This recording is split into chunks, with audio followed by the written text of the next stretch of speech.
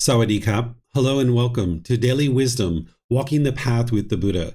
Today is our group learning program, and I'm going to be sharing with you the 4 stages of enlightenment and more detail on the 10 fetters. Today is an opportunity for you to see the underlying thing that the Buddha is guiding you to be able to eliminate from the mind in order to experience enlightenment.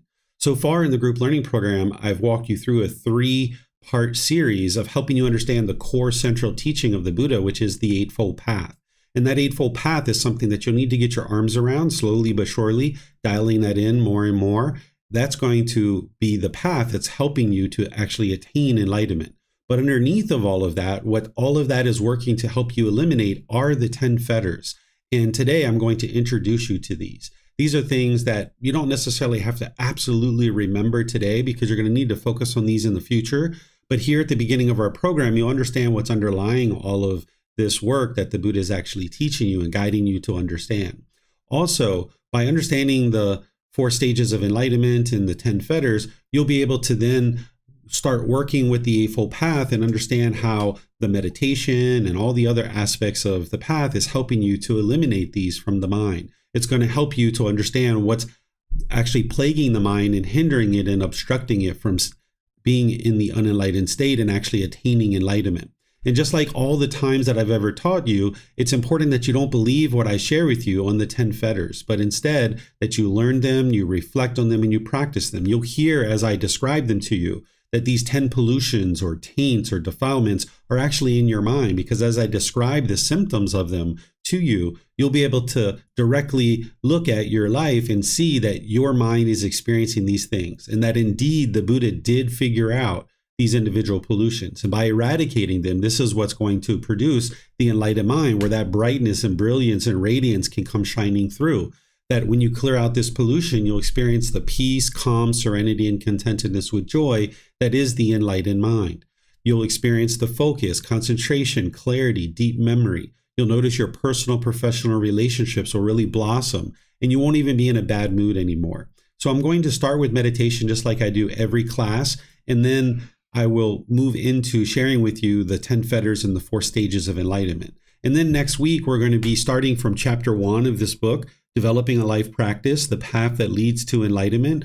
We're going to be going chapter by chapter, every single chapter from that point forward, starting with chapter 1 next week, which is titled Universal Teachings, Love, No Harm, and Good Morals. This is where you're going to learn the connections between the teachings of Hinduism, Buddhism, Christianity, Islam teachings or Muslim teachings, and all these other traditions that are out there. You're going to start seeing these connections between them, and it'll help you to kind of bridge over from whatever you've been learning in the past. It'll kind of help you to bridge over to something like the teachings of the Buddha, where it's not based on belief, but instead you're learning to acquire wisdom in order to train the mind. But you can see these commonalities that we're going to be talking about next week. So if you don't have a version of this book yet, you might decide to download it from our website, buddhadailywisdom.com. You can take it and go print it. You can get printed copies here at the temple by just reimbursing us for the printing cost, or you can order them on Amazon if you have access to Amazon. So if you'd like to join for the meditation, you're welcome to do that. I'm going to ease us into meditation with some chanting like I typically do, and you'll be learning this later in the program. And then, by the way, this Wednesday, I'm going to be teaching loving kindness meditation. So it's something that you're going to need as part of your journey to enlightenment. It's a 4-part series on loving kindness meditation. And if you can't attend live, it's helpful for you to be able to see the recording and actually learn from that.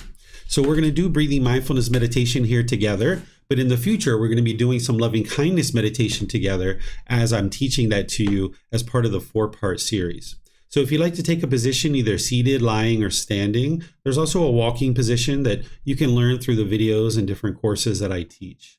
You might be sitting on the floor in a chair. I'm going to ease us into meditation with some chanting, and then I'll be back with some guidance. Arahang Samma Sambuddho Bhagava Bhutang Bhagavanang Abhivateyami Savakhato Bhagavata Dhammo Dhammang Namasami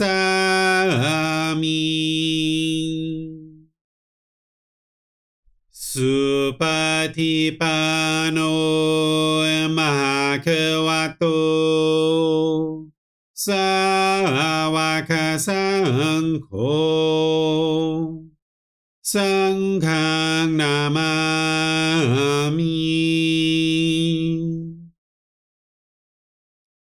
Namo Tassa Bhagavato Arahato Samma Sambuddhassa Namo Tassa Bhagavato Arahato Samma Sambuddhassa Namo Tassa Bhagavato Arahato Samma Sambuddhassa Iti piso Bhagava Arahang Samma Sambuddho Vicacaranang Sammuno Sakato Rokavito Anuttaro Purisa Dhamma Sati Satatawa Manusanang Oto Bhagavati.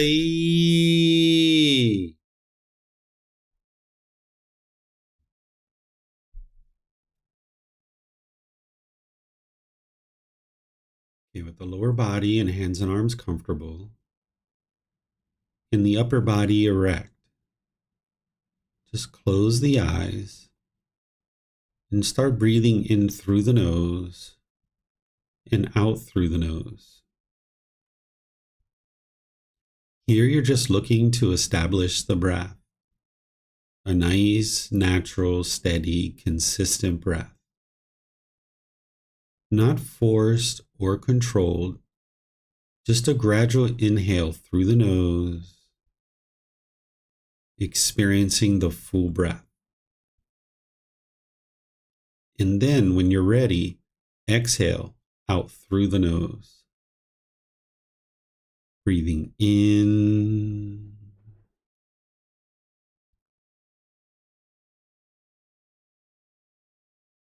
and out.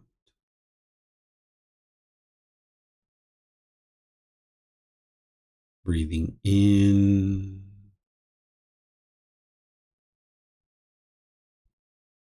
and out.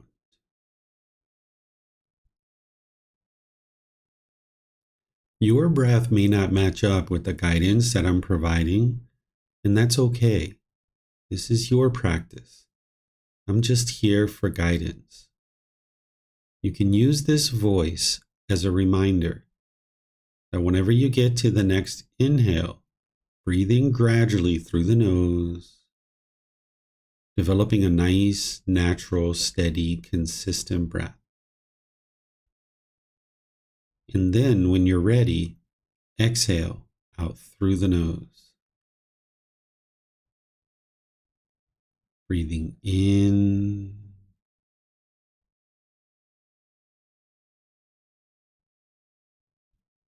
and out.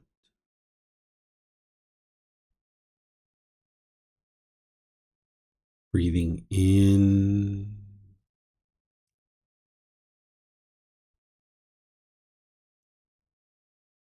and out.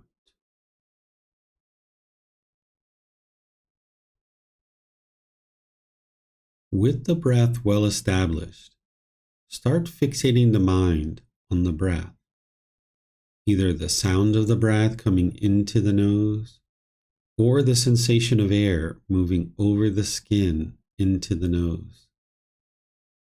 The breath is the present moment. Fixate the mind on the breath, the present moment. Breathing in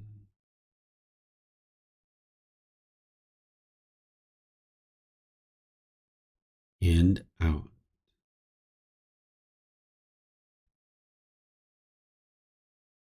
Breathing in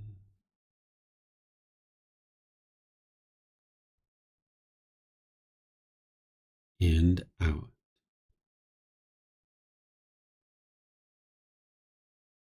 With the mind fixated on the breath, whenever you notice that it moves off the breath, cut that off, let it go, and come back to the breath, the present moment. No need to observe the thought, label it, judge it, analyze it, or even try to figure out where it's coming from. Whenever you notice that the mind is moved off the breath, cut that off, let it go, and come back to the breath, the present moment. Breathing in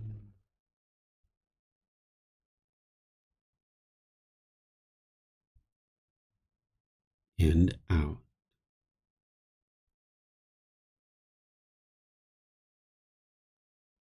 Breathing in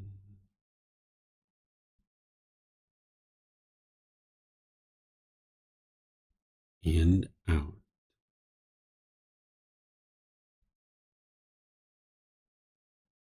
I'm going to be quiet now and let you do this work of focusing on the breath, cutting off and letting go anytime the mind moves off the breath.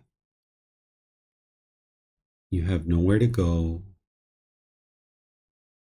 There's nothing to do. No one needs you right now.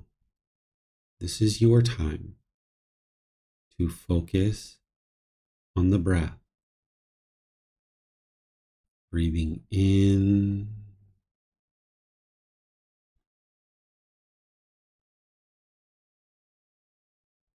and out.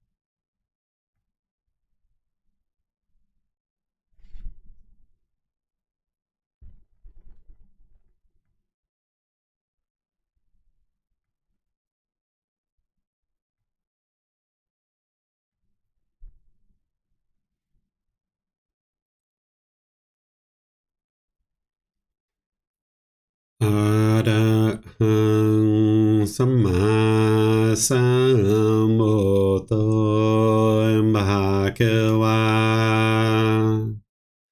พุทธังภะคะวันตังอภิวาเทมิสวากขาโตภะคะวะตาธัมโมธัมมังนามัสสามิสุปฏิปันโนภะคะวะโตสาวกสังโฆสังฆังนามามินะโมตัสสะภะคะวะโตอะระหะโตสัมมาสัมพุทธัสสะนะโมตัสสะภะคะวะโตอะระหะโตสัมมาสัมพุทธัสสะนะโมตัสสะภะคะวะโตอะระหะโตสัมมาสัมพุทธัสสะอิติปิโสภะคะวะอะระหังสัมมาสัมพุทโธวิชาจารนังสัมมุโนสกขาโตโรกาวิโตอนุเตโรปุริสาธัมมาสติสัตตาตาวามานุสนังพุทโธภะคะวะติ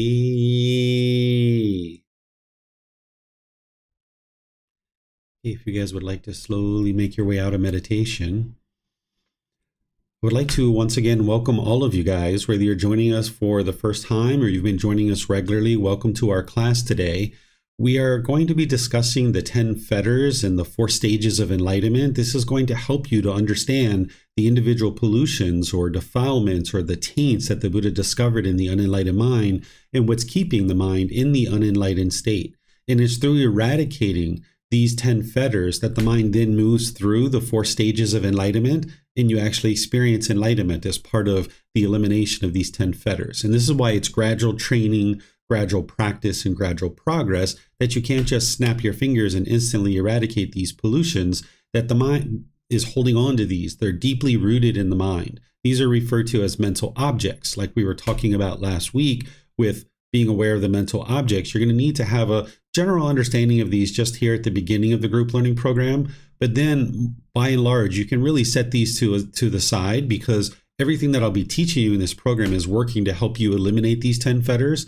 But at some point in the future, you're going to need to revisit them, and you're going to need to deeply understand what they are, the symptoms that they produce, how to eliminate them, and how to know that you have eliminated them. This is something that I discuss in the various retreats that I offer in January and in August. I go through these 4 aspects of each individual fetter: what it is, the symptoms of it, how to eradicate it from the mind, and how to know that you've actually eradicated it.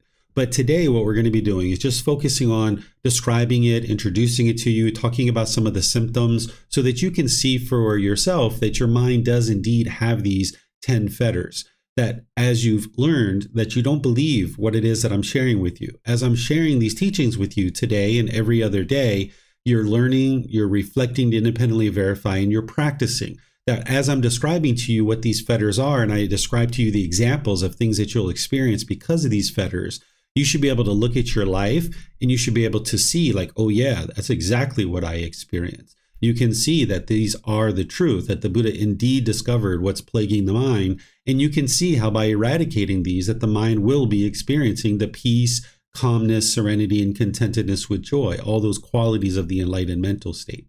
And as we go in our class, just like every class, you're always welcome to ask any and all questions. I'm going to pause it a few times and talk and open up to any questions. If you're in Facebook, YouTube, or Zoom, you can put your questions into the comment section. I'll be able to see that and answer your question. And if you're in Zoom, you have the added feature of electronically raising your hand and asking any and all questions that you like by just opening up your microphone.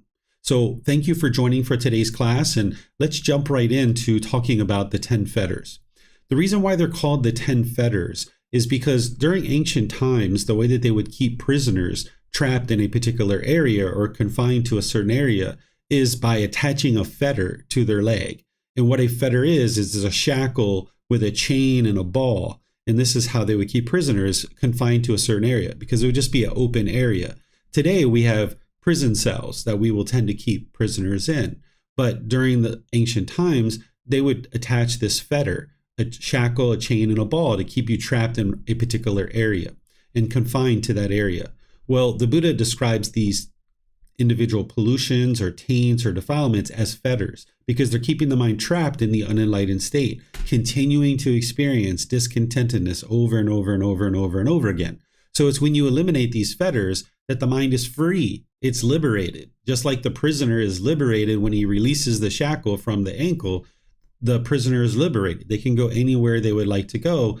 They're unfettered. So the same thing is true with your mind, that when you eradicate these 10 fetters, then the mind is free. It's liberated. You no longer experience any discontent feelings. So understanding these is really important because this is like the underlying engine of everything that the Buddha is guiding you to understand. He's guiding you to be able to understand how to eradicate these. So that Eightfold Path that we talked about, that's the core central teaching that you're going to need that on board in order to eradicate the 10 fetters. And you're going to need things like meditation training and understanding the 5 precepts and so many other things that I'm going to be teaching you as part of this program.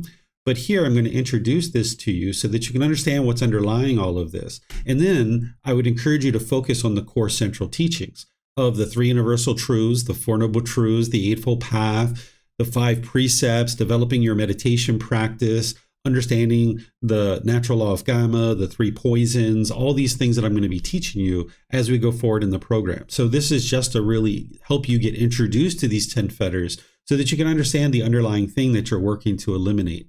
And you'll be able to directly reflect on what it is that I'm sharing with you today to know that your mind does indeed have all of these 10 fetters, and that by understanding what they are, you'll be able to more readily eradicate them. But in terms of talking about how to specifically eradicate them in detail, I'm going to be talking about that at other times in other programs. But I'll kind of touch on it for a few of them here to be able to help you understand how to eradicate some of them. But I won't go into extensive detail because you don't yet have the core central teachings under your belt and really well practiced and well developed yet.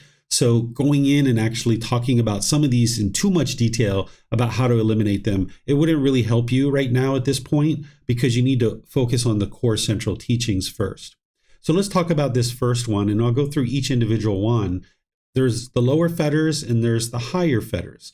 So the lower fetters comprise of these 5 that you see here on the screen: personal existence view, doubt, wrong behavior and observances, central desire, and ill will.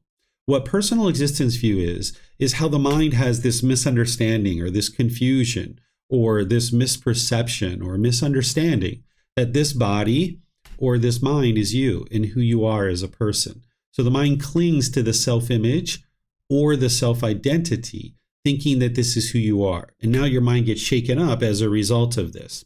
So because the mind misunderstands that this body is you, the mind is clinging to a certain self-image, wanting to be perceived in the world a certain way. And the mind wants that to be permanent. And now when the mind is experiencing agreeable things related to your self-image, you'll get pleasant feelings. But when you experience disagreeable things related to your self-image, then you'll experience the painful feelings. So for example, if you've ever looked in the mirror and you saw a mole or a pimple or a wrinkle or a gray hair, or you were thinning of your hair, or you're getting a little bit of fat here and there, and your mind was shaken up by this, this is because of personal existence view. Or if you've ever been in a social situation where you spilled like chocolate ice cream or spaghetti sauce or pizza sauce or something like this on your clothes, and your mind felt embarrassed, this is because of personal existence view. The mind is clinging to this body, wanting to be perceived in the world a certain way. And when you're getting that, when you're perceived in the world the way you want, you'll feel pleasant feelings. But when you're not being perceived in the world the way you want to be perceived, then you'll feel things like embarrassment or other feelings like this. If you've ever noticed that you had a certain thing that you wanted, that when people complimented you, for example, and they said, wow, you're so beautiful, or wow, your eyes are such a nice color, or wow, that color of that shirt really brings out the colors of your eyes. And now when you wanted this compliment, you experience these pleasant feelings. But it's only a matter of time before somebody says something negative and degrading about this physical body. Because of impermanence, not everybody's polite in the world. Not everybody's respectful. So if you're around people that are polite, kind, friendly, and respectful, you'll get all these pleasant feelings when they're complimenting you about your self-image. But then when you hear somebody say something degrading or disparaging, or maybe they look at you in a way that you interpret as being degrading or disparaging about your self-image, now you'll feel sad or angry or frustrated. This is because of personal existence view, and the mind's clinging to the body, wanting to be perceived in the world a certain way. Then there's the self-identity. This is some things like your culture, your ethnicity, your sexual orientation, your nationality, maybe your job or occupation. Your mind clings to these things, thinking that this is who you are as a person. And now, when you hear agreeable things about those things, you'll feel pleasant feelings. But because of impermanence, it's only a matter of time before somebody says something negative and degrading, and now you'll experience the painful feelings. So let's just say you think that I am American or I am Canadian, right? Having this I am in the mind. Well, now if somebody says all Americans are friendly and kind and loving, wow, well, I am American, so they're talking about me, so therefore I will experience these pleasant feelings. But it's only a matter of time before maybe you're at a restaurant and 2 tables over, somebody's saying something degrading and disparaging about Americans or Canadians or British people or Australian people or Brazilian people or wherever you're from and whatever you identify with. Somebody's degrading and disparaging that. And now they're talking about me because they're saying all Americans are this way or all Canadians are this way. And now they're talking about me. The mind's clinging to that, thinking that this is who you are. And now you'll feel angry or you'll feel frustrated or agitated or annoyed. Or say you've been in a particular job or occupation and you've identified with this as who you are. Like I am a taxi driver. I am a waiter. I am a doctor. I am a lawyer. I am a business owner or something like this. And now you identify with that as who you are. Well, now as long as you're in that job, you might feel pleasant feelings. But then when you leave the job, maybe you get fired, maybe you get laid off, maybe you retire, maybe you get injured and you can't do the job anymore. And now you feel lost. You feel like a part of you is missing because that identity of I am a police officer is no longer intact. The mind is clinging to this, thinking I am a police officer. And now for 10 years, as you're a police officer, you feel really good about that. But now when you get injured and you can't do that anymore, and now you're maybe doing something else, you don't feel whole. You don't feel complete. You feel like part of you is missing. And the same thing is true, like if you've ever been in a relationship with a boyfriend or girlfriend or husband or wife, and you identify with I am a husband or I am a wife or I am a boyfriend or I am a girlfriend, and your mind's holding on to that identity of who you are as a person. Well, now when you're in the relationship, you feel great. You feel wonderful. But then when you separate and you're no longer in that role anymore, the mind's not experiencing this self-image being intact. And now you are single and the mind doesn't identify with that. And you might feel like you want to hurry up and get right back into another relationship because the mind wants to assume that identity of I am a husband or I am a wife or I am a boyfriend or I am a girlfriend. The mind's trying to cling to this, thinking that this is who you are. So this can happen around your culture, your ethnicity, your sexual orientation, your nationality, your job or occupation. I've even had students before that shared with me like, I am a great tipper, right? And now when they think that I am a great tipper, when they're out and about and they're tipping, they feel great. But then they talk to me and they said, I keep going into all these different places that are, just taking my order for 30 seconds, like maybe ordering a coffee or something, and they want a tip from me. They're like giving me a iPad or a tablet and asking me to type in a tip. And I feel really conflicted in this situation, and I don't understand why. And the answer is because they have that identity in their mind of I am a great tipper. And now when they're not tipping, they feel conflicted.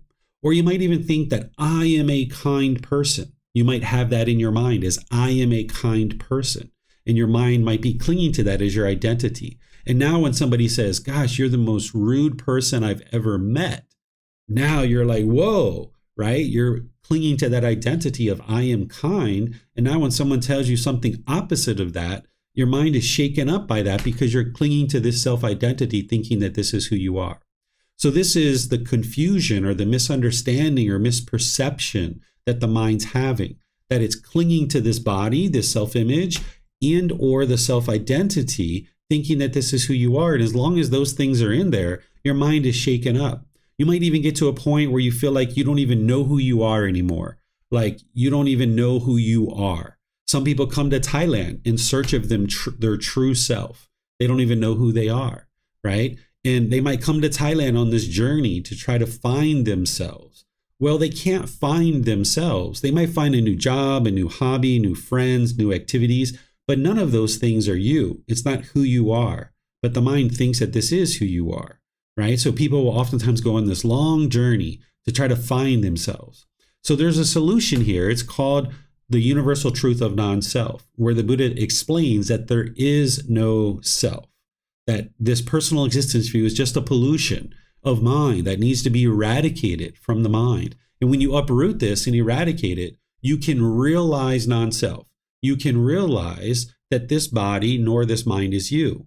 So intellectually, you might be starting to understand this a little bit, but it's a bit of a challenge for the mind to understand this fetter because all through your life, you've been taught that this body is you or this certain identity is you, right? You were given a label at birth. I was given a label of David. I am David, right? And now when I've been in situations before in the past where somebody else had the same name, I would be angry or irritated that they have the same name as me because I am David. They're not David, right? So you can have this kind of thing going on. You've been, taught the national anthem of where you live, and maybe there's a flag associated with this, and you've been taught that I am American or I am Canadian, and you start identifying with this nationality. Well, you can eradicate all this from the mind and you can experience peace and joy because when somebody says something complimentary about your self-image or self-identity, you might say thank you, appreciate your kind words or whatever you say. But then when somebody says something negative and degrading and disparaging, doesn't affect you because that's not who I am. If somebody says something like, all Americans are horrible or this, that, or the other thing, okay, that's their opinion. That's what they're thinking, but that's not who I am as a person. So I know that this body was born in a land that we now call America. It hasn't always been called that, right? It was born on a particular landmass that we call America, but that doesn't mean I have to adopt the identity of I am American. So the mind can understand that this body was born in a particular place that's referred to as America, but there's no reason that I have to accept the identity of I am American. I can realize that I'm performing the role of a Buddhist teacher without adopting the identity of I am a Buddhist teacher, right? Because then when somebody says all Buddhist teachers are loving and kind, okay, you'll get pleasant feelings. But if somebody says something negative and degrading, that all Buddhist teachers are horrible, okay, you're going to get painful feelings. But if you don't adopt that identity in your mind, when somebody says something negative and degrading about Buddhist teachers, okay, they're not talking about me because there's no me here. There's no I here. There is no identity that I'm clinging to. I'm providing the role of being a Buddhist teacher and sharing those teachings, but the mind doesn't identify that way. So you're going to notice as you're going forward in life and as you look back over your life that you've experienced anger and frustration and agitation related to this personal existence view based on your self-image that the mind's clinging to, based on the self-identity that the mind's clinging to. There are certain things that you've been experiencing throughout your life where because of this pollution, you've experienced discontentedness. So by eradicating the clinging and the craving and holding on to this personal existence view, you can get more liberated and more peace. And this comes through realizing non-self and realizing that there is no personal existence view, that even though that pollution is in your mind now, you can eradicate that. You can eradicate this idea that there is a self, and now you can experience the peace and joy. And I shared a few classes back when I talked about thinking about yourself as a child, as a teenager, early adulthood, and now think about yourself and how you viewed yourself. And you can see that it's been constantly changing. So you can see there is no permanent self. Or you can think about if you had an arm that was amputated and you only have one hand and one arm. You can see that you're not less of a person. Intellectually, you can understand that if you have only one hand and one arm, you're not less of a person. But if I asked you the question, if you had your arm amputated, are you less of a person? And most people say, no, I'm not less of a person. Well, there you go. You see intellectually that this body isn't you.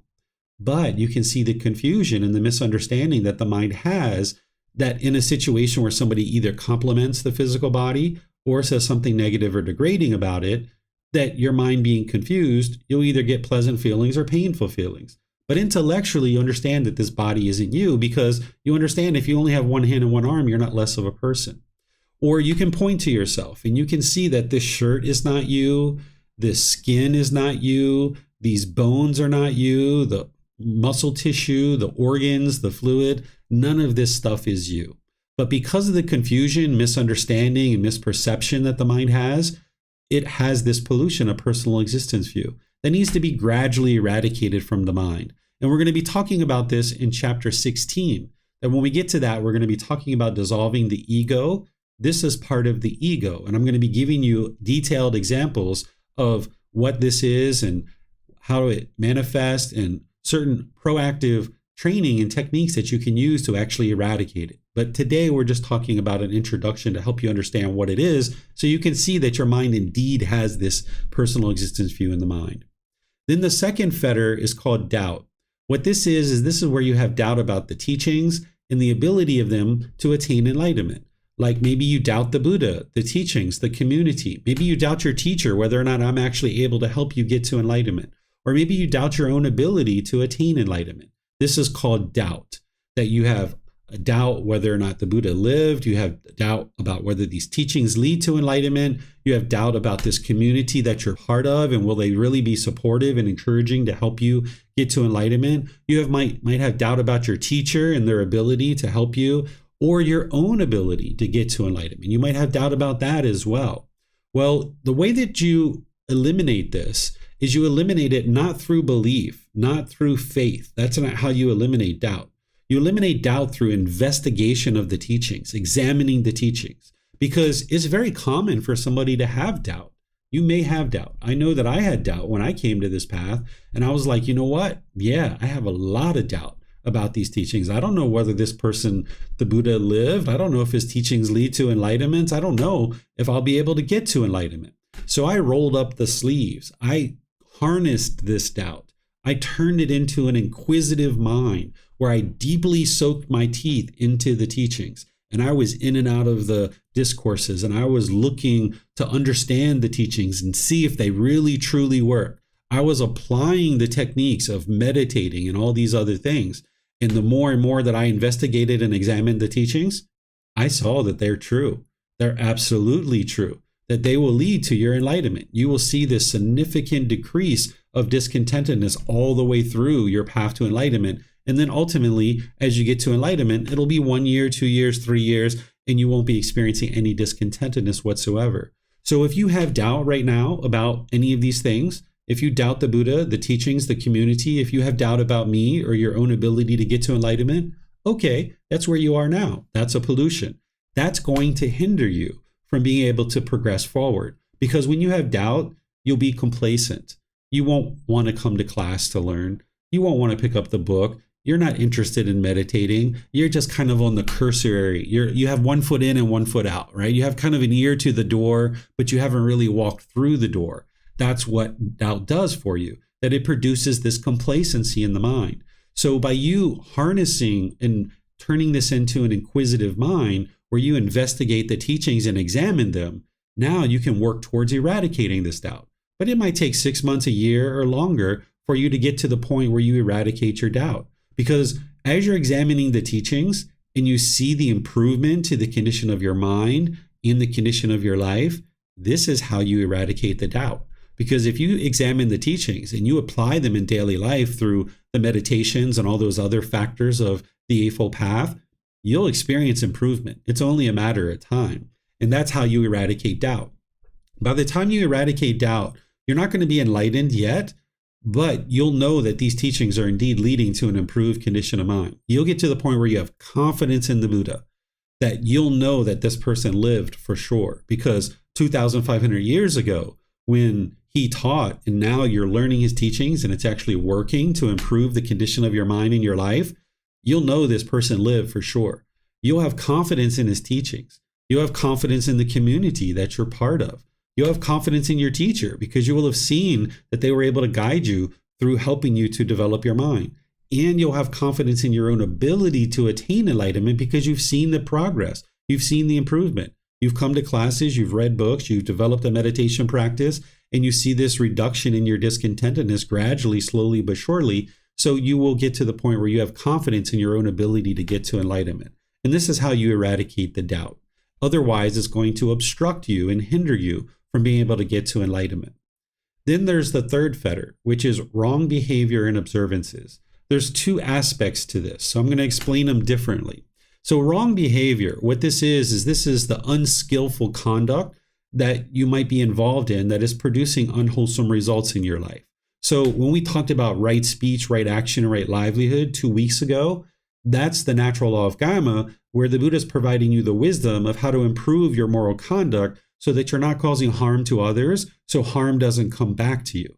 But because you lack wisdom of that individual details of the natural law of Gotama, you're most likely doing some of those things. Like you might be lying, you might be slandering or gossiping, you might be having harsh speech in terms of your tone, your tempo, and your word choice. You might be having frivolous speech, where you're just kind of yada, yada, yada, yada, kind of idle chatter. You may be killing living beings like animals or something like this. You may be stealing. You may be having sexual misconduct. And then in terms of your livelihood, you may be having business in weapons, living beings, meat, substances that cause heedlessness, and poisons. Or you might be doing scheming, flattering, hinting, belittling, or pursuing gain with gain as part of your livelihood. This is what I taught you 2 weeks ago. And if you haven't seen that yet, you can go back and look at it. Because by you bringing your practice up to that level, you will then eliminate wrong behavior. And why it's really important for you to do that is, remember, it's not rules, it's not commandments. These are harmful things that you're choosing to potentially do in the world. And now as you do that, this harm is going to come back to you. So by you shutting that down, it's like shutting down the door. It's like closing the gate on the unwise decisions that you're making that are producing unwholesome results for you. As long as you have that gate wide open, then you're putting out harm and you've got more and more harm that's going to come back to you. So by you shutting down the wrong behavior as soon as possible, getting your arms around the moral conduct, that's shutting down the unwholesome results that you're going to have to deal with coming back to you. So wrong behavior are those unskillful conduct that you're doing, either your speech, your actions, or your livelihood. And you can purify that by training your mind where you're practicing right speech, right action, right livelihood closer and closer and closer. And ultimately, when you get to that level of detail in the Eightfold Path, you will have eradicated wrong behavior. What wrong observances are, this is the rites, rituals, ceremonies, and worship, where the mind's thinking that these things are what's going to lead to some improvement in life.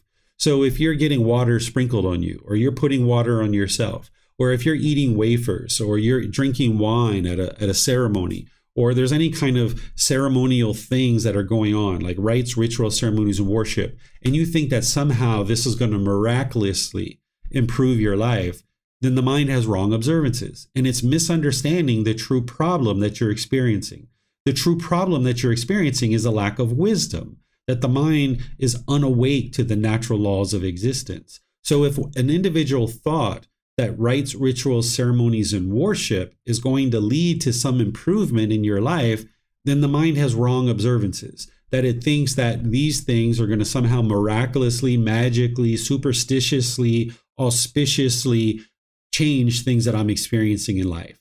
And this isn't going to lead to improved results in your life, because everything is cause and effect, or action and result. You're making certain decisions and it's producing a certain result. So if you're just having all these rites, rituals, ceremonies, and worship happening around you, then it's not leading to improved decision making. It's not leading to improved wisdom that will then allow you to experience more wholesome results. Oftentimes when somebody comes to learn with me, they've already eradicated wrong observances because they've already been through those things. They've already been to all the different places that are performing rites, rituals, ceremonies, and worship, and they've learned, hey, these things don't lead to an improved life because I've done them throughout my life, and my life is still having difficulties. I'm still angry. I'm still frustrated. I'm still irritated or annoyed, or I'm still experiencing stress and anxiety. Those rites, rituals, ceremonies, and worship isn't improving that. So you might have already eradicated this aspect of this particular fetter so that you understand that wrong observances are not going to lead to an improved condition of mind. Whether you choose to do these things is your choice, right? Like say you're going to the mosque with your family, or you're going to the synagogue with your family, or maybe you're going to church or a temple or something like this. And maybe it's a family event and you guys are going out to eat afterwards and it's a holiday and you'd like to hang out with everybody.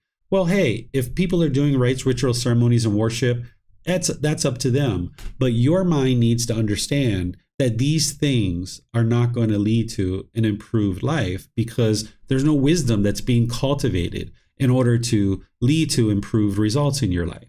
So as long as your mind understands this, that's what the elimination of this particular fetter is. You know, it's not like if a monk sprinkled water on you, you'd melt like the Wicked Witch of the West or anything like that, right? If a monk sprinkles water on you, it's like, okay, well, that was refreshing. What's next? You know, it's not going to lead to any kind of improved results in terms of you being more holy or you being more blessed or anything like this. All of those things are untrue, but oftentimes people are doing those things because it's really easy to show up to a building, do a couple of rites, rituals, ceremonies, and worship, and go home and think that you've actually done some kind of beneficial thing. And now you just continue to be angry, continue to be bitter and harsh and hostile, and your relationships continue to have difficulties. But when you understand the real problem, that it's these pollutions of mind that is causing these difficulties in life, then you'll get to the point where you understand rites, rituals, ceremonies, and worship isn't going to improve your wisdom, and it's not going to improve the way that the condition of the mind functions. So this is wrong behavior and observances. It's all about your moral conduct, and it's all about how the mind thinks about how to actually improve the results that you're experiencing, that it's not rites, rituals, ceremonies, and worship. Then we have central desire that's in the unenlightened mind. Whenever we talk about craving, desire, attachment, wants, expectations, this is what we're talking about.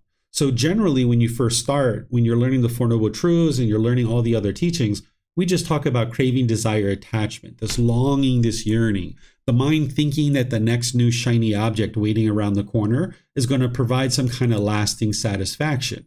And that's what we describe as the craving, desire, attachment, the wants, the longing, the yearning. And if you get what you want, you get pleasant feelings. But if you don't get what you want, you get painful feelings. Well, when we talk about it in general, we talk about it as craving, desire, attachment. But when we talk about it as a fetter or a pollution or a taint, it's central desire. This is a mental object. This is a deeply rooted container in the mind where the mind is longing, yearning through what's referred to as the 6 sense bases. Now, this is where the Buddha is explaining to you how the world is, right? He's explaining to you how this human being functions so that you can understand this, that what the mind's doing is it's longing, yearning through your 6 sense bases, the eyes, the ears, the nose, the tongue, the body, and the mind itself. The mind is longing, yearning, wanting things to be permanently pleasing. So you want to see things that are permanently agreeable to you. And when you see things that are agreeable to you, you get pleasant feelings. But when you see things that are disagreeable to you, you get painful feelings. You get angry or sad or frustrated. And the same thing's happening with the ears in terms of sounds that you hear, either agreeable or disagreeable, odors that you smell, either agreeable or disagreeable, flavors that you taste on the tongue, either agreeable or disagreeable, physical objects that come in contact with the body, either agreeable or disagreeable, and then certain thoughts, certain mental objects, either agreeable or disagreeable. You'll experience pleasant feelings or painful feelings. So let me give you some examples. Say you wake up in the morning and you see it's sunny outside. Well, the sun is a physical form that you're seeing with the eyes. And if that's agreeable to you, you'll get all these pleasant feelings based on the condition that it's sunny, because the mind has this central desire. I want to see the sun. But now if you form your inner feeling of happiness on the sun, because the sun is impermanent and you have that central desire where the mind's craving and clinging and holding on to the sun, wanting it to be permanent, when it now rains, the mind is sad, or it's angry, or it's frustrated, or agitated, or annoyed, because the mind has central desire. It's wanting the sun to be permanent, and you want permanently agreeable things to be seen through the eyes. Or here's another example. Say you're walking down the street and you see a parent and a child holding hands. You might be like, oh, that's so beautiful. That's so lovely. Look at that. The parents are holding the child's hand. They're walking together. They've got smiles on their face. The sun is shining. Oh, this is so beautiful. I just feel so lovely about this. If this is like a wonderful, happy, excited feeling that is based on the condition of seeing something agreeable through the eyes. But now you walk down the street and you turn the corner and you see a parent slap their child across the face. Oh, now you see something that's disagreeable to you. Now you get angry, you get frustrated, you get agitated because you're seeing a physical form that's disagreeable to you, right? We're not talking about what's wise or unwise here, because obviously it's unwise to hit anybody, including a child, especially a child, right? It's unwise to do that. But we're just talking about what's causing your mind to be discontent. It's this central desire. The mind is longing, yearning through these sense spaces, wanting permanently agreeable contact. And when you see something that is agreeable, you get pleasant feelings. And when you see something that's disagreeable, you get painful feelings. And the same thing is happening with the ears too, and all these other sense spaces. Say you pull up to a traffic light in your car and you hear music next to you. And you're like, oh, that's my jam. All right. Yeah, let's go. Come on. Let's jam out. Yeah, come on. Party, party, party, party, right? And now you get so excited based on this music. Well, now the light turns green and you go forward, that car zooms off, and now you get stopped at the next light. And somebody else pulls up to you with a different type of music that you find disagreeable, because the mind has a certain craving. It has a certain central desire. It wants things to be permanently agreeable. When you hear something through the ears that is agreeable to you, you get pleasant feelings. But now this music that you despise, that you can't stand, now you get frustrated and agitated and annoyed. It's not the music that's causing that. And it's not the person who's playing the music. They're not the one who's causing you to be agitated or annoyed. What's causing you to be agitated or annoyed is the central desire, this fetter, this taint, this pollution. The mind is longing, yearning through the ears, wanting things to be permanently agreeable, when in reality, you live in an impermanent world. You're not going to hear things that are permanently agreeable. The same thing's happening with the nose. You might be walking down the street and you walk by a flower shop and it's like, ah, that smells so great, right? But then you walk a few more steps and you smell the sewer. You smell the odor of the sewer and it's like, ah, the mind's repulsed by the smell of the sewer, right? Or maybe you go through a particular department store and you smell the perfume and cologne as you're walking through. And it's like, wow, that smells great. But now you get into an elevator with somebody and maybe they have this other perfume or cologne that you don't like. And now you feel repulsed by this. Well, this is because the mind's longing, yearning through the nose to have permanently agreeable odors, when it's just not possible because you live in an impermanent world.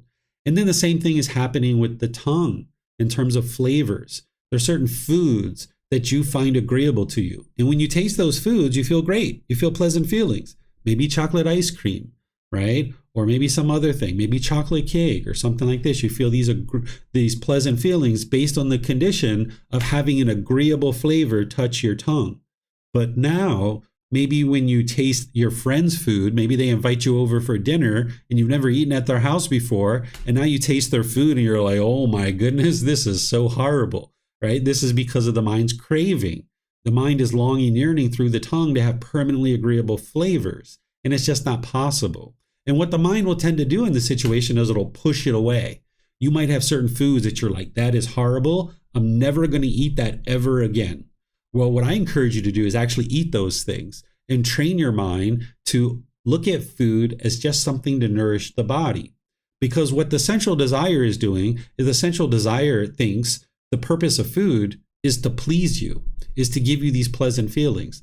That's what the mind thinks the purpose of food is. So this is why when you're sad or you're angry, or you're frustrated, you might turn to food looking to get pleasant feelings, because the mind is trying to base its feelings on some condition. It turns to craving. Because of its lack of wisdom, it'll turn to craving, and it thinks that the way to get out of this anger and the sadness and the frustration is to eat.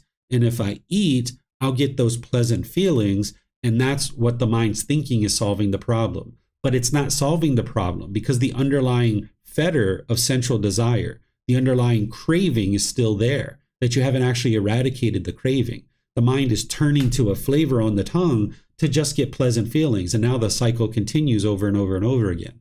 So by looking at food as just something to nourish the body, you can put the mind in the situation that it doesn't want to be in, which is eat that fruit or eat that vegetable or eat that certain thing that the mind does not like. And you can train it gradually that you can look at food as just something to nourish the body. Then there might be certain physical objects that touch the body, maybe like a certain fabric that you find agreeable. And when you have that fabric on the body, you feel really great. But then when something else touches the body that you find disagreeable, you might feel irritated or annoyed or agitated. I know I used to really not like wearing turtlenecks or long sleeve shirts. When I would wear those, I didn't like that at all. I just felt so constrained and constricted, right? And I didn't like that. Or say you were walking down the street and you're walking on the sidewalk and everything feels great because you're walking on the sidewalk. But now somebody bumps into you. This physical object touches your body and you find this to be disagreeable. You might be irritated or annoyed or frustrated with this person who just bumped into you because you're experiencing this disagreeable contact. You have this craving to be able to walk down the street and never bump into anybody, right? Well, that's not possible. You live in a world where people are going to be bumping into each other sometimes because there's other beings around. Whereas if your mind's craving to have permanently agreeable physical objects touch the body, when you get bumped into on the street, you might get frustrated or annoyed or agitated or some other discontent feeling. So then there's the mind itself. This is the sixth sense base. You might have been taught the eyes, ears, nose, tongue, and the body as the five senses. But here in the teachings of the Buddha, you can learn about the sixth sense because this is part of the central desire. What this is where the mind itself is thinking about things in the past, for example. And if you think about pleasurable things in the past, you can be experiencing pleasant feelings in the present moment. Maybe you're thinking about that boyfriend or girlfriend from the past, or maybe a sexual experience. Or maybe you're thinking about money or something like this, some pleasant thing that happened in the past. And now you're basing your emotions and your feelings in the present moment based on something in the past. You haven't had any contact through the eyes, ears, nose, the tongue, or the body. It's just the mind thinking about something pleasurable. And now in the present moment, you're experiencing conditioned pleasant feelings based on the condition of thinking about that thing. But now the mind starts thinking about something painful in the past, something that your mind's clinging to, maybe something from your childhood, maybe something that your mom or dad said to you, or maybe some physical or mental abuse that you experienced. The mind is clinging to this. And now when you're thinking about that situation from the past, in the present moment, you're experiencing painful feelings. This is the mind's central desire. And the same thing can happen for the future, that you're thinking about something in the future. You can get so excited that you're about to go on that trip to Australia, or you're about to go on that trip to Cambodia or Thailand or Laos or somewhere else. You get so excited about going on that thing, going on that trip. There hasn't been any contact through the eyes, ears, nose, tongue, or body. It's just the mind thinking about this thing in the future, and your mind is experiencing these conditioned feelings. Or the same thing can happen with painful feelings, that you can feel stress or anxiety, that you're thinking about something. You have to go to work tomorrow, and there's this big presentation that you need to do, and you need to talk to your boss about this very difficult subject or something like that. And now when you're thinking about that thing, now you feel stress and anxiety in the present moment because the mind's thinking about this particular thing. There hasn't been any contact through the six sense spaces in terms of the eyes, ears, nose, the tongue, or the body. But this sixth sense space of the mind, because it's thinking about the future and it can't let that go, it has a craving for something to occur. It has this central desire for something specific to occur in the future. Your mind is now experiencing painful feelings in the present moment. Stress, anxiety, fear, something like this. So this is what central desire is, that the mind is longing, yearning through these six sense spaces, wanting things to be permanently agreeable. The mind's craving permanently agreeable contact through the eyes, ears, nose, the tongue, the body, and the mind itself. And you can eradicate this. And a vast majority of the work that you're doing on the path to enlightenment is to eradicate central desire. And you're learning through the Eightfold Path how to do that. And as you go forward in the program, I'm going to teach you more and more about how to eradicate this central desire, which is at the core of the mind experiencing these discontent feelings. Then, because of central desire, there's ill will in the mind.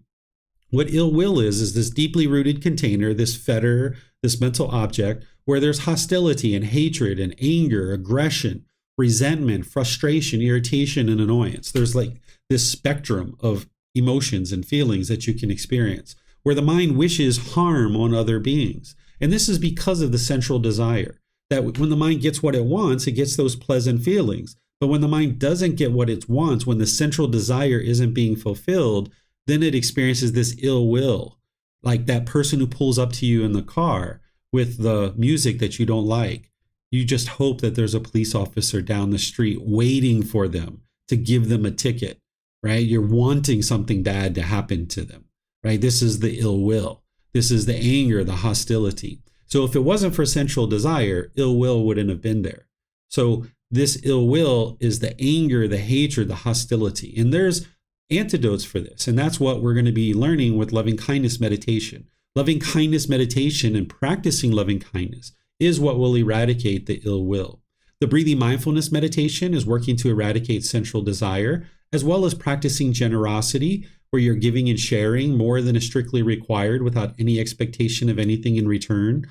Something like your time, effort, energy, and resources. So as you're bringing down your central desire more and more, it will automatically help you to eliminate ill will. But you need to actually go in and work on central desire and ill will at the same time. And there's certain tools and techniques that I'm going to be teaching you. So I'm going to be teaching you these things and helping you to learn them, and you'll be developing them in your life practice and understand that this is what's underneath of it all. This is the reason why you're learning the various meditations or the various practices that we're sharing. This is why you're learning the Eightfold Path, the work on eradicating these things. So I'm going to pause here and see what questions you guys might have on the lower fetters, and then we'll move into the higher fetters. The higher fetters won't take as long to discuss because they're a lot more straightforward, I think. These are pretty straightforward too, except for maybe personal existence view. Some people have a bit of challenge understanding that one. But we're going to talk about the higher fetters here in a moment and the 4 stages of enlightenment. So let me know what questions you guys have. You can put that into Facebook, YouTube, or Zoom, or you can raise your hand in Zoom and ask any questions that you like. So it looks like Julia has a question here. How do you practice right speech when the person who's part of your family is not and does not respect your boundaries? There is a strong impulse to try to change their behavior, even though I know logically that it is wrong and I can only work on myself. Thank you, Teacher David. Your teachings bring a lot of peace. Okay, so it's helpful to understand this whole idea of creating boundaries is actually a craving, desire, attachment. I know this is like something that's widely taught in the world, and people feel like what you're supposed to do is have these boundaries. And then when someone crosses your boundary, they've done something wrong. But this is like going out into the world and trying to teach other people to do things your way. That I have certain boundaries and everybody around me needs to learn what those boundaries are. And if you've crossed those boundaries, you've done something wrong, right? This is a craving. This is a desire. This is an attachment that the mind's having. So you need to be able to drop that and understand that people are going to make decisions based on whatever wisdom they have or lack thereof. And when they make certain decisions, that's their decisions. And all you can do is control your own decisions. So in a situation where you're working to practice right speech, you develop right speech. When somebody else is being aggressive, hostile, or bitter to you, You have a choice to make. And usually the best choice is to walk away, to ignore it, right? Because you can't get through any kind of beneficial speech when their mind is angry and hostile and bitter or disrespectful. So that's why those 5 factors of well-spoken speech, when the Buddha teaches to speak at the right time, what you say is true, gentle, beneficial, and with a mind of loving kindness, this is why the right time is first. Because if it's not the proper time to talk, just walk away from the conversation, right? So if somebody's being bitter and harsh and hostile, they're being disrespectful, it's the wrong time to talk. Just walk away. Your craving is going to make it difficult for you to walk away. You're going to want to hold on, or you're going to want to argue, or you might want to prove your point. But this isn't actually going to solve anything. This is just making it erupt. This is just escalating it. So drop the boundaries. Don't have any expectations of how other people should or shouldn't function. That's what a boundary is. It's an expectation that everybody should function a certain way. That's the craving for permanence. And it's not going to be able to lead to your peacefulness and your joy. Understand that everybody has different wisdom in the world, and everybody's going to function based on that wisdom or the lack thereof. And now when somebody's interacting with you, you're making a choice. Do I choose to talk here? Is it the proper time or not? And if it's the proper time, then talk. But if not, then walk away and problem solve, right? And then this person learns, if they're a close relative of yours, that, hey, whenever I'm bitter and harsh and hostile with this person, they walk away from me. And if I'm interested in talking to this person, I'm going to need to remain calm. So you're teaching people through your actions all the time. If we stand there and we argue and we bitter and harsh and hostile back to them, this is your karma, that when you're put out the bitterness and harshness and hostility, it's going to come right back to you. So you would like to shut that down by practicing the 5 factors of well-spoken speech. And if it's not the proper time, you just walk away and just keep walking away. And if that's what you need to keep doing, you just walk away. This is called protecting your doorways of discontentedness. The doorways of discontentedness are the eyes, ears, nose, the tongue, the body, and the mind itself. Anytime you become discontent, it's going to be because of contact through these 6 sense bases, because of the sensual desire. So if you stay in the conversation, you're seeing this person become angry, you're hearing them become angry, and you're taking in this contact, and your mind's going to get frustrated and agitated and annoyed based on your own cravings. So if you would like to protect your doorways, you just walk away and you preserve the mind, right? And if they don't want you to walk away, they get angry when you walk away. Oh, well, that's their craving, desire, attachment. You're not causing that anger. Okay, so let's see what else Julie is asking. How do you meditate when you are in physical pain? I have a lot of dental pain. I wonder if it's due to wrong speech. So dental pain, there's some underlying medical thing, right? And you would like to address that. That's a wise decision to address your medical concerns. But then if you need to meditate if you can when you're not experiencing that pain. Maybe if you need some medication, then go ahead and take some medication if that's what you need. But also you can try to meditate when you're actually experiencing physical pain. This will help you to disassociate with the body as being who you are. As long as the mind clings to this body, then you'll experience the mental anguish along with the physical pain. So just do the best that you can do. There's no secret or mystical thing that we could recommend, but instead you do the best that you can do. Meditate when you don't have pain. Take medication if you can in order to subside the pain so you can meditate then.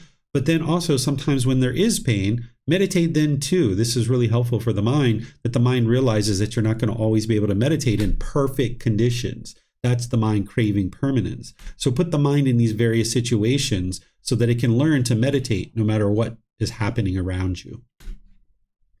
Great questions there, Julia. Let's see. We have some questions coming in here from Mayu Lee. Let's see what Mayu Lee has to ask. Let's see. Just pull these up here. Okay, Mayu Lee is asking, if getting nervous when doing presentation in front of large number of people fails only under personal existence view, or could that be other fetters as well? It can be other fetters as well, but the primary fetter that is being triggered there is personal existence view. So when you're doing a presentation, you can have personal existence view where you're wanting to be perceived in the world a certain way and you feel shy or you feel stage fright because you're not being perceived in the way your mind wants to be perceived. But there can also be central desire in there, right? That the mind's longing, yearning through the sense bases. There can be conceit and arrogance and pride, which we're going to talk about in the higher fetters. So oftentimes in any one particular situation, there can be more than one fetter that is actually being triggered. And this is where the emotions are actually stronger and more profound. But there's usually one primary fetter, and then there's kind of like other ones that are can potentially be ancillary and kind of minimal. But in the situation where somebody's experiencing stage fright or they're inhibiting or shy from experiencing peacefulness as they're doing public speaking, this is primarily personal existence view. And now I see, Mayuli, that you actually said, sensual desire and conceit too. And the answer is yes. Those actually are part of what could potentially be triggered as part of somebody being scared or shy in terms of doing public speaking. So you're right on there. You're actually seeing that very clearly. So perfect. Okay. I'm not seeing any other questions anywhere. So let's move to the higher fetters where I'll help you to understand these. I'm going to describe numbers 6 and 7 at the same time because they're very similar. This is desire for form and desire for formless. What desire for form is this is where the mind is craving and clinging and holding on, desiring existence in the form realms, meaning animal realm or, the animal realm or the human realm. That you want to exist in the animal realm or human realm. Like maybe you want to be reborn as a bird or a dog or a cat, or maybe you want to be reborn as a human. This is desire for form. There's desire for existence. Desire for the formless is where you have a desire to be reborn in one of the formless realms, like hell, afflicted spirits, or heavenly realm. There are beings who desire to be reborn in hell, or afflicted spirits, which is like a ghost, or the heavenly realm. This is a very common one. Lots of people want to be reborn in the heavenly realm. And these realms are not permanent. The heavenly realm is not permanent. It's not an ideal existence. The human realm is actually an ideal existence because you have built-in motivation to actually get to enlightenment. But if you have desire for form and you have desire for formless, you have a desire to exist in the world. And because of this, there's going to be fear of death. That as you get closer and closer to death, you're holding on to this world and you don't know what's next. And now the mind can experience this fear of death. Well, when you eradicate desire for form and desire for formless, you're not craving to exist in the world, but you're not craving for non-existence either, right? Craving non-existence would be like wanting to commit suicide, right? That's not what you're interested in doing either. You would like to get to the point where you're in the middle, where your mind is peaceful and joyful in the present moment, realizing that there is an existence and you're content with that. And okay, this is where you are right now in life, that you're in this human existence. There is this human existence. It's not permanent. And you're going to do what you can do in this life in order to train your mind and get as close and close to enlightenment as you can. But if you're craving and you're clinging, you're holding on to existence, or you're craving non-existence, you'll experience discontentedness. In the present moment, if you're craving existence, again, you'll have fear of death.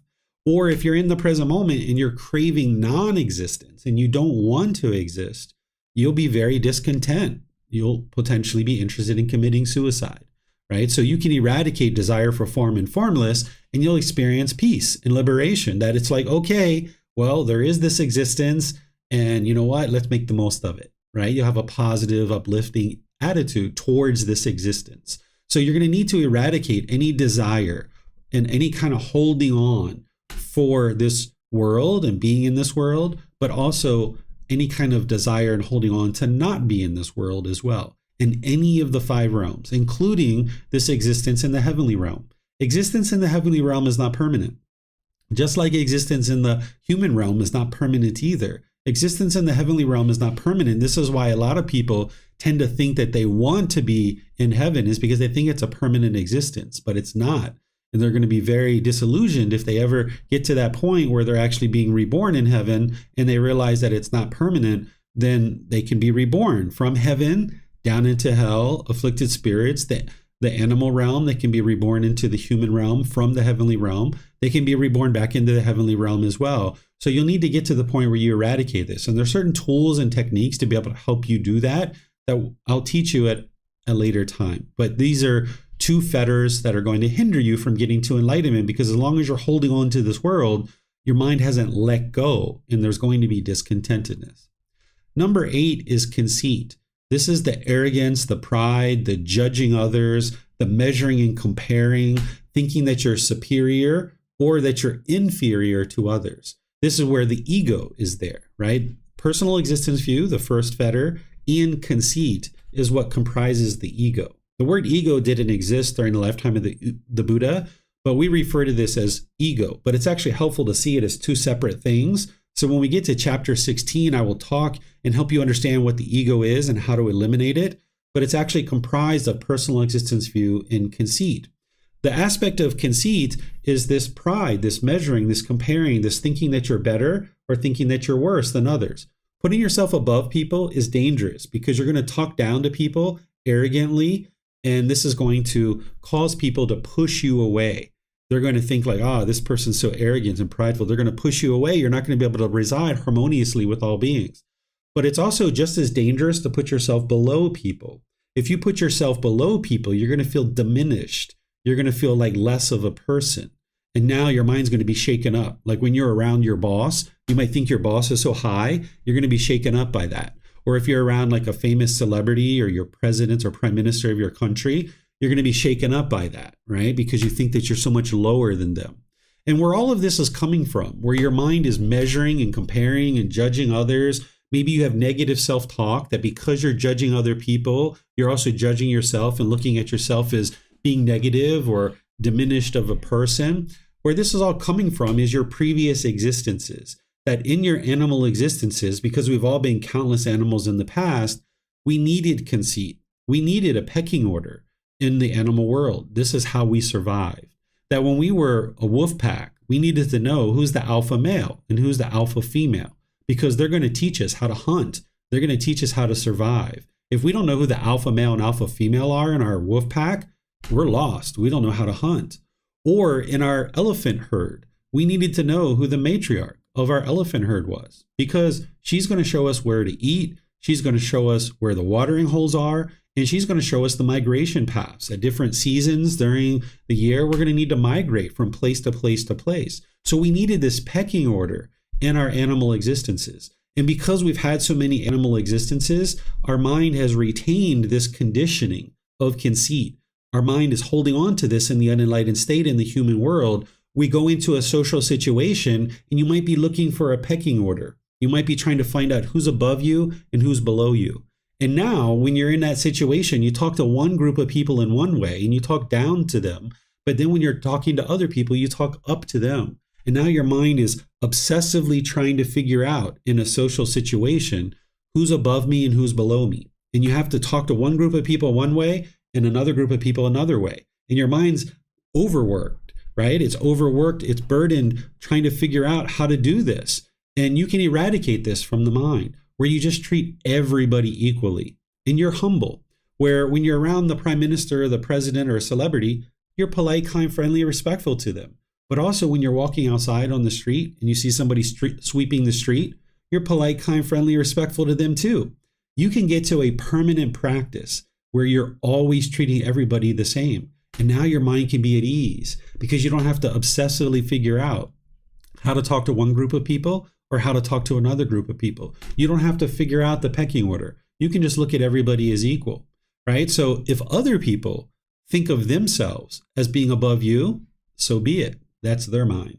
But for you, you can eradicate the conceit and you just look at everybody as equal, right? And now you can live harmoniously with all beings. Because if you're arrogant and prideful towards others, they will push you aside. And when they push you aside, you're going to feel lost and lonely and confused.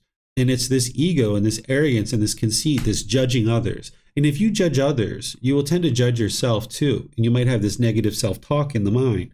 And this is where loving kindness meditation comes in, that I'm going to help you with loving kindness meditation because it'll help you to be more loving and kind to others as well as yourself. And then there's restlessness. This is the 9th fetter. This is where the mind has overactivity, where the mind's confused, distracted, worried, having anxiety or restless state of mind. It's the opposite of singleness of mind or concentration. If you have like a knee that you just bounce up and down and up and down and up and down, or you have a pencil that you just keep tapping and tapping and tapping, or clicking a pin over and over and over again, or if you have your fingers and you just go blah, blah, blah, blah, blah, blah, blah, blah, blah, you just tap your fingers over and over and over again. This is because the mind is restless, it's overactive, and it's coming through in the body. That the mind's overactivity is coming through in the body because the mind is the boss and the body's the employee. The body's just following along. So if you're tap, tap, tap, tap, tap, tap, tap, tap, tap, tap, tap, tap, this is the restlessness in the mind. And you can eradicate this through eliminating craving, desire, attachment. And then the hindrance of all hindrances, or the fetter of all fetters, is ignorance, or the unknowing of true reality. Oftentimes people are translating this as ignorance, but remember, a fully perfectly enlightened Buddha, they're not going to talk in a derogatory way, a degrading way towards others. So while people translate this word ignorance, and I will use it so that you understand when other people are teaching what they're actually teaching, that it's referring to this particular fetter, I would never refer to somebody as ignorant, right? This would be unwise to do this. And a Buddha and an enlightened being is not going to refer to somebody as ignorant. Instead, you can think of it as the unknowing of true reality, the lack of wisdom, the confusion, the misunderstanding of the mind. That's what this is, that the mind misunderstands in the unenlightened state. It doesn't understand and it doesn't practice the teachings of the Buddha. The mind doesn't understand things like the 10 fetters. It doesn't understand that there's central desire in the mind and you're longing, yearning through the sense spaces. It doesn't understand things like personal existence view or wrong behavior and observances and things like this. It doesn't understand the Eightfold Path or the 5 precepts or meditation training. It lacks wisdom. And as long as the mind is lacking wisdom, it's going to continue to experience these discontent feelings over and over and over and over and over and over again. So it's because of the 10th fetter that all the other fetters exist.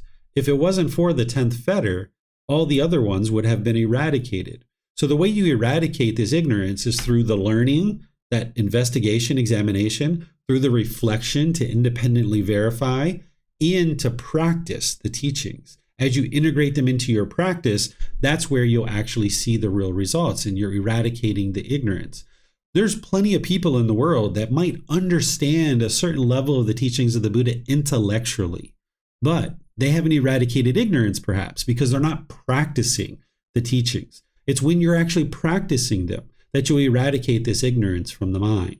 That you could understand the 5 precepts all day long, or you could understand the Four Noble Truths all day long intellectually. But if you don't actually integrate them into your life and start to function through these teachings, your mind still has this ignorance or this unknowing of true reality. So it's because of ignorance that all the other fetters continue to exist. And the way that you eradicate this is you get to wisdom, that you need to be able to learn, reflect, and practice and see the truth, acquire wisdom, and that's what's ultimately going to lead to your enlightenment. So that's why I start students off from the very beginning, helping them to understand not to believe anything that I teach, that you need to learn, reflect, and practice to be able to get to wisdom. Because underlying all of this is this particular fetter of ignorance. So you need to arise wisdom to be able to get to the point where you can awaken to enlightenment. And this is why rites, rituals, ceremonies, and worship isn't going to help you to fix the problem that you're experiencing. Because rites, rituals, ceremonies, and worship doesn't eradicate ignorance. It doesn't cultivate wisdom. Is actually part of the ignorance. It's actually part of the unknowing of true reality. When someone's doing rites, rituals, ceremonies, and worship, it's part of the unknowing of true reality. But when you can arise this wisdom, eradicating this ignorance, that's where you can now experience real progress. And that's why learning the true teachings of the Buddha is so important. There's plenty of people who might consider themselves Buddhist in the world. There's about 500 million people that consider themselves Buddhist, but a very small percentage of them are actually learning with the true teachings of the Buddha. We're at this low point in society where humanity has basically forgotten the teachings of the Buddha. They've essentially disappeared from the world. And now, because of that, you have 500 million people who consider themselves Buddhist, but very few people actually have access to the original true teachings of the Buddha, learn them, reflect on them, and practice. You would think that every temple must have the original teachings of the Buddha, or every monk must have the original teachings of the Buddha. But this isn't actually true, that these teachings have really been hidden, not intentionally, but because it's so costly to print out all the 45 volumes of books, that the average person doesn't have access to the teachings. And this is why I put them online, that they're freely available to everybody, that you can download them in a consolidated version that's going to help you, so that now they can come into the world more and more readily. So I've been to over 200 temples in my life, and I've only ever been to one that actually shares the original teachings of the Buddha. That's less than 1%. If you do the math, that's less than 1%. So you having access to the original teachings of the Buddha, the true teachings, is what will help you to eradicate this ignorance by learning, reflecting, and practicing. And now you can get to wisdom, and you can eradicate all these fetters and truly unlock the mind, get it to the point where it's liberated and is experiencing freedom from these strong feelings. So let me know what questions you guys have here. You can put that into Facebook, YouTube, or Zoom, or you can raise your hand in Zoom and ask any questions that you like.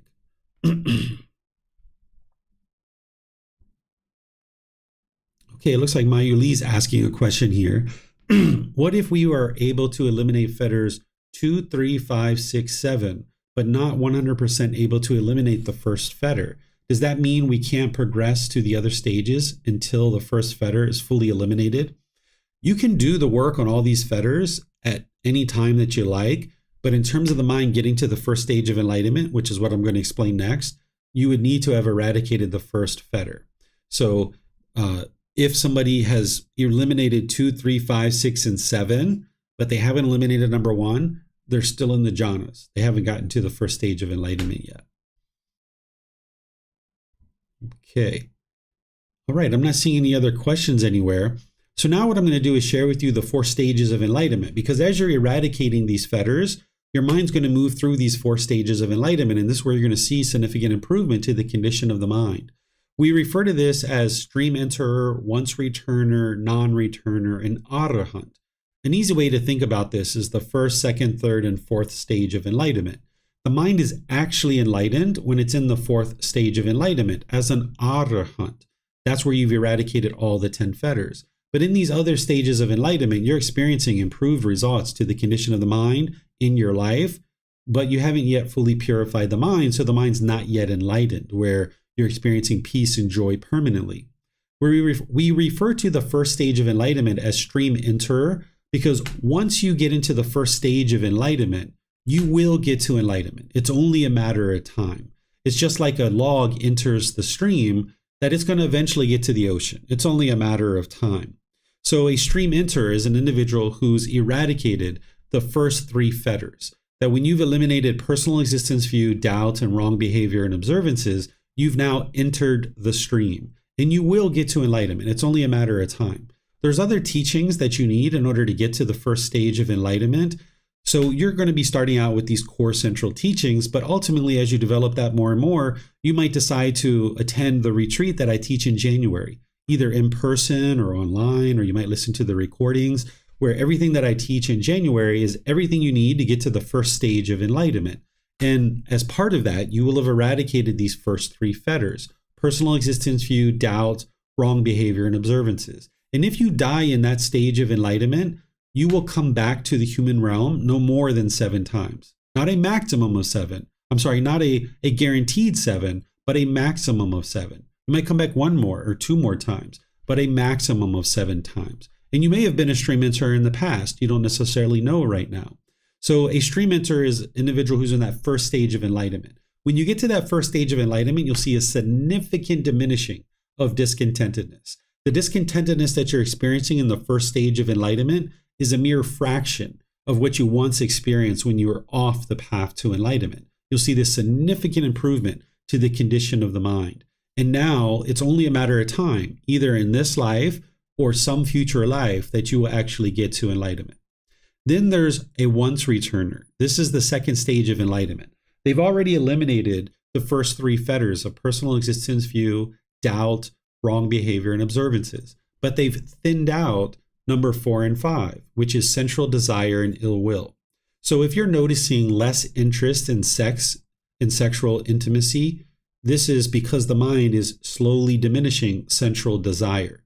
And there's nothing wrong with that. Sometimes people identify as who they are because of personal existence view through sensual desire, through whether or not they're having sexual intercourse or not, and how great their sexual intercourse is. Or they might, judge their relationship about how good or bad the relationship is based on the quality of the sex or how often or frequently you're having sex. But you diminishing sensual desire, you'll notice that you'll have less and less interest in sex. And this is actually really helpful for you, because when you're having sex, you'll be excited, you'll be happy, you'll feel great. But when you're not having sex, you'll be agitated or annoyed or frustrated or agitated. So some people choose to get to the second stage of enlightenment and they kind of hang out there for a while. You could do that. It could be 5 years, 10 years, 20 years, 30 years. You could be still having a sexual relationship and in that second stage of enlightenment. You'll actually notice that your sexual contact is actually heightened when you're in that second stage of enlightenment, because oftentimes when we're off the path to enlightenment and we're having sex, it's all about us. It's all about pleasing me. But when you get to the second stage of enlightenment, if you're having sex there, your focus will probably shift, where it's more about pleasing the other person. And by putting that out, that's what will typically come back to you. So if you're noticing a decrease in your sensual desire, this is completely normal as you age and as you train your mind. This is completely normal. So a person who's in the second stage of enlightenment will have thinned out their sensual desire. And because of that, they will have thinned out their ill will too. It's not fully eradicated yet, but it's thinned out. Then there's the third stage of enlightenment, which is called non-returner. If an individual is in this stage of enlightenment, they've eliminated all the 5 lower fetters: personal existence view, doubt, wrong behavior and observances, sensual desire, and ill will. And if they die in this stage of enlightenment, they will be reborn into the human realm, and they will they will be reborn in the heavenly realm, and they will attain enlightenment from there. They won't come back to the human realm. This is a non-returner.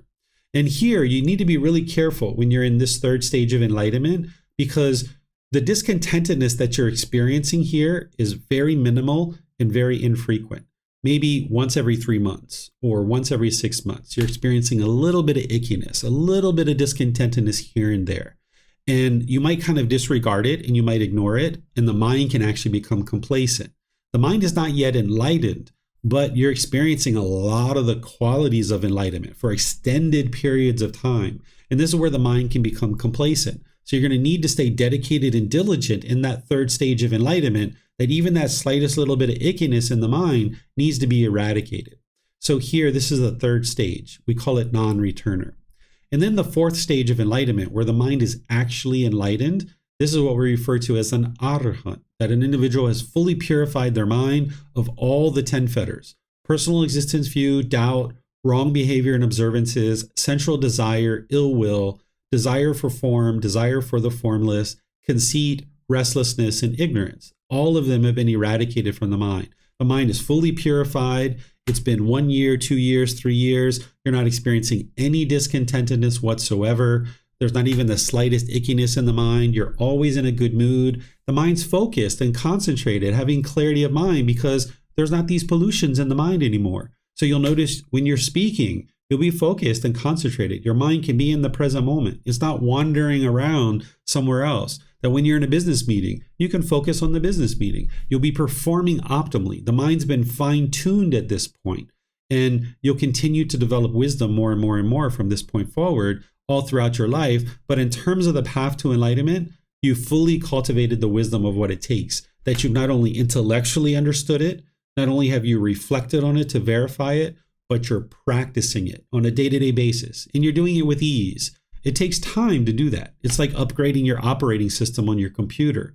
That when you first upgrade to the new operating system, it's kind of cumbersome. It's kind of hard to operate. But then once you get up and running with that new operating system, it's easy. It's effortless. And you're like, wow, this is so much easier.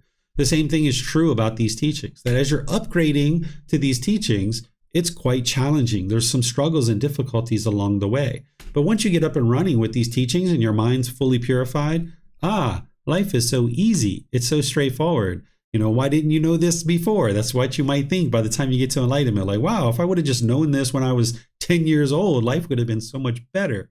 Or when I was 20 or 30 years old, life could have been so much better. But nonetheless, you're learning whenever you're learning. And now when you learn, you upgrade your operating system. And now you can practice effortlessly when the mind's fully purified. And then there's something called a fully perfectly enlightened Buddha. This isn't actually a stage of enlightenment. This is a type of individual. A fully perfectly enlightened Buddha is an arahant. They fully purified their mind, but they've done it in a way and they meet certain criteria that other enlightened beings don't meet. That there are other enlightened beings in the world, but a Buddha coming into the world is a very rare thing that only happens once every so often. So the criteria of what makes a Buddha is that they attain enlightenment by themselves without any teachers or any guides, that through their own efforts and their own dedication, without any guidance, they get to enlightenment on their own. The second criteria is that they dedicate the rest of their life to sharing their independently discovered teachings with countless people throughout their life. And countless people get to enlightenment through that person's teachings. Then the third criteria is that they preserve their teachings in such a way that countless more people get to enlightenment after their death. So these are the three primary criteria of what makes a Buddha. They get to enlightenment by themselves without the help of any teachers or any guides. They dedicate the rest of their life to sharing their independently discovered teachings, and countless people get to enlightenment during their lifetime. Then they preserve their teachings in such a way that countless more people get to enlightenment after their death. These are the three criteria that make a Buddha. So you'll be an enlightened being and you'll be perfectly peaceful, but in terms of a Buddha, you won't be a Buddha at that point. There's people nowadays that will tell you that everybody is a Buddha, or they might tell you that you have Buddha nature, but the Buddha never said that. That's other people today. That's their arrogance. That's their ego. That's their conceit, thinking that they're a Buddha. But a Buddha is very rare in the world. And the Buddha talks about this, and he says how rare it is that a Buddha would arise in the world. The reason why an individual that is to become a Buddha can actually do this and actually get to enlightenment by themselves is because they have a certain aspect of their mind that is very unique and different than your mind. They have a very profound and deep memory that they can remember countless details about their current life and their past lives too. Your mind has a certain capacity that you can remember certain things from this life, and you may even have some residual memories of your past lives too, but you kind of have spotty memories. So for example, in the last 5 or 10 years, you probably remember a certain amount of things that happened to you. But when you think back to your childhood, you just have spotty memories. The reason why is because you have a limited capacity in your mind. It's much like a hard drive, that you have maybe 500 gigabytes or 1 terabyte. And now as you experience new things, you need to delete old files in order to store new files. But some of the residual memories of those old files stick around. So this is why when you think back to your childhood, you have spotty memories about things that happened during your childhood. But in the last 5 years or so, you remember, pretty much the things that happened. Well, a Buddha's mind, or the person who's to become a Buddha, their mind doesn't function this way. That they have an unlimited capacity in their mind, that they can actually remember countless details about their current life and their past lives as well. And now they put together all that wisdom to the point where now in the present moment in this life, they can get to enlightenment by themselves because they've accumulated this wisdom over multiple lifetimes. They can also quickly determine the condition of someone else's mind and help them through providing them teachings to eliminate certain unwholesome qualities and cultivate certain wholesome qualities. But they would only do this if the person asked for help, right? They're not going around judging other people, looking at other people, barging into their life and telling them what they should or shouldn't do. Instead, a Buddha only teaches people who ask for help. And when someone asks for help, they can observe the qualities of their mind and then offer them suggestions on how to help them because of the condition of their mind. A Buddha has a deep practice of their own teachings. They're a living, breathing, walking example of their teachings because a Buddha understands that they're teaching just as much through their actions as they are through their spoken words. That when they're speaking in their discourses, they're teaching and they're helping people to understand what it takes to get to enlightenment. But they're teaching just as much, if not more, through their actions, their verbal actions, their bodily actions, and their mental actions. So they're going to be a living, breathing, walking example of their teachings so that their students can understand how to practice in the world as an enlightened being. So you're not going to see a Buddha teach right speech and then go out into the world and practice wrong speech. They're not going to teach to eliminate lying and then go out into the world and start lying. They're not going to teach to eliminate stealing and then go out into the world and start stealing. They're not going to teach to eradicate anger and hatred and then go out in the world and have anger and hatred. They've fully purified their mind. They're going to be a living, breathing, walking example of their teachings, and their students are going to be able to learn through that. So this is what a fully, perfectly enlightened one is, and we refer to them as fully, perfectly enlightened because they don't have any teachers or any guides. Whereas someone who's learning from an average person, you might actually get to enlightenment, and maybe 80 or 90% of what it is that you learn leads to your enlightenment, but you might be holding on to a little bit of baggage of things that didn't actually lead to your enlightenment. Maybe 10, 20, 30% of what you're holding on to. But a fully, perfectly enlightened one, they don't hold on to anything, right? Anything that they use to improve the condition of their mind, they know that that is the path to enlightenment. But if there's anything that doesn't lead to improvement to the condition of their mind, they know that that isn't part of the path to enlightenment and they discard it. But an average student might tend to hold on to a couple of things that aren't the actual path to enlightenment. And this is why they're not fully, perfectly enlightened. But a fully, perfectly enlightened Buddha, they're fully, perfectly enlightened. In terms of the path to enlightenment, what they teach is exactly the path to enlightenment. So let me know what questions you guys have. This is everything that I was going to share with you guys today. You can put that into Facebook, YouTube, or Zoom, or you can raise your hand in Zoom and ask any questions that you like. So it looks like Brent has a question and Marcy has a question here as well. So Marcy's just saying goodbye. Brent is saying, do you know where, when, if Maitreya Buddha will come? Yes, I do. I know the information here that the Buddha describes during his lifetime that Maitreya Buddha, which is the next Buddha, Maitreya means loving kindness. The Buddha describes that 2,500 years after his death, that there would be a new Buddha that would come into the world and that would restore his teachings into the world in such a way that all of humanity could get to enlightenment. And the Buddha describes this occurring 2,500 years after his death. The Buddha is reported to have died in 483 BC, which makes the year 2017 the time when Maitreya Buddha would appear in the world. Doesn't mean he's being born then. It doesn't mean anything like that. That's when he would start kind of stepping out and start kind of helping people to know that he exists in the world.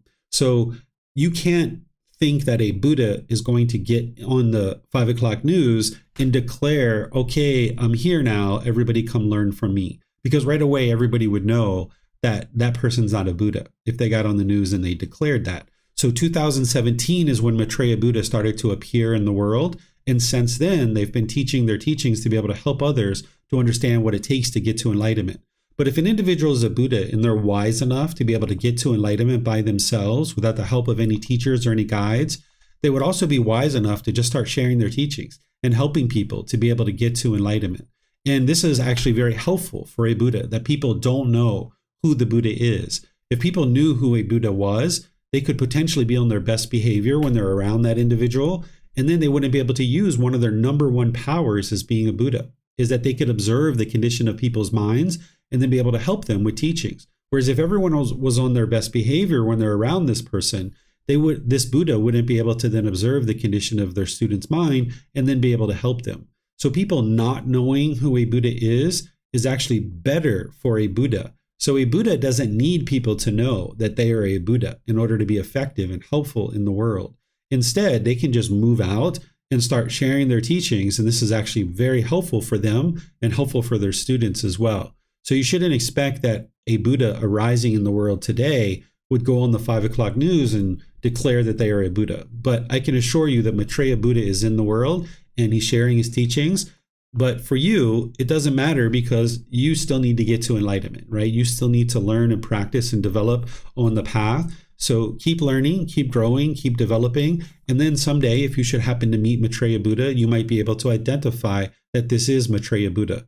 But Maitreya Buddha isn't interested in other people knowing that they are an actual Buddha because they would like to retain that power of being able to observe their students' mind and then be able to help them with teachings to be able to then help them to actually get to enlightenment. Because that's the ultimate goal of a Buddha, is to be able to help as many people as possible get to enlightenment. Their goal isn't for the world to know that they exist. That's not the goal of a Buddha. A Buddha has already transcended any aspirations or any interest in being famous or having fortune or anything like that. Their primary interest is to help as many people to get to enlightenment as possible. and then to preserve their teachings in such a way that countless more people can get to enlightenment after their death. Because a Buddha coming into the world, they've already gotten to enlightenment by themselves.